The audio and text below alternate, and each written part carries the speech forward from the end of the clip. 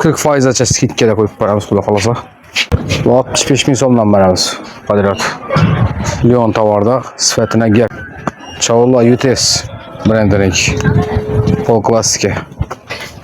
İtalyanski varatlar amba. 140.000 somdan. Bunlar orijinalları çizsi. Fabrikli Xitay. Poddelka emas, çizsi orijinalları. 140.000 somdan gəlişib bərlədi. Bu xatada çavurlarımız ən məzən 100.000 somdan verəmiz.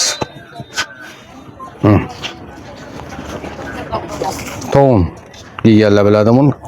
Sifəti ötə zor nəsələ 100.000 somdan verəmiz toğunların. Bu çavurlarımızdan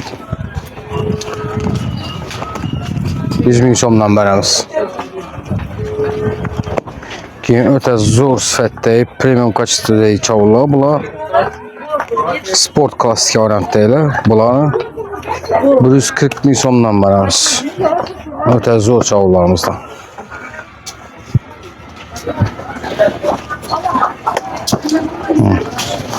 Çavurlarımızdan santimetrləri küp. Baxalasa bu xatar pony 100.000 somdan verəmiz. Bu xatarlarımız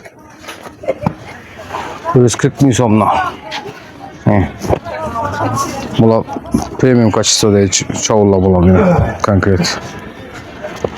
Dikilişlerine etibar bərislerine. 180-220 ətrafında satıladı bunlar. Başka yerde bize de 140.000 somdan alırsanız mümkün bu çavurlarımız yani. Toğun. Konkret çavurlardan bunlar. Geroy. Geroyla məmmə belədir. Pekas, Geroy çavurlarımız bunlara 140.000 somdan satıldı. Xalit etişiniz mümkün.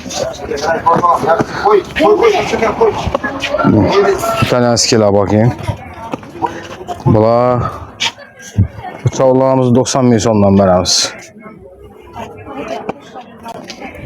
Bunlar giygerlə belədir. Şiroki variantda çavurlar oversize 90.000 somdan.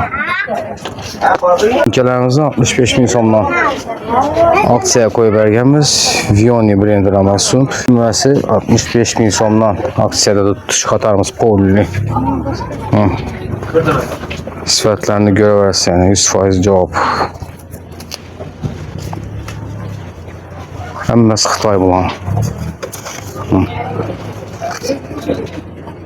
White House. Həmməsi Xitay beylərə. Premium kaçıda deyil bu. Bu həmməsi 65.000 somdan.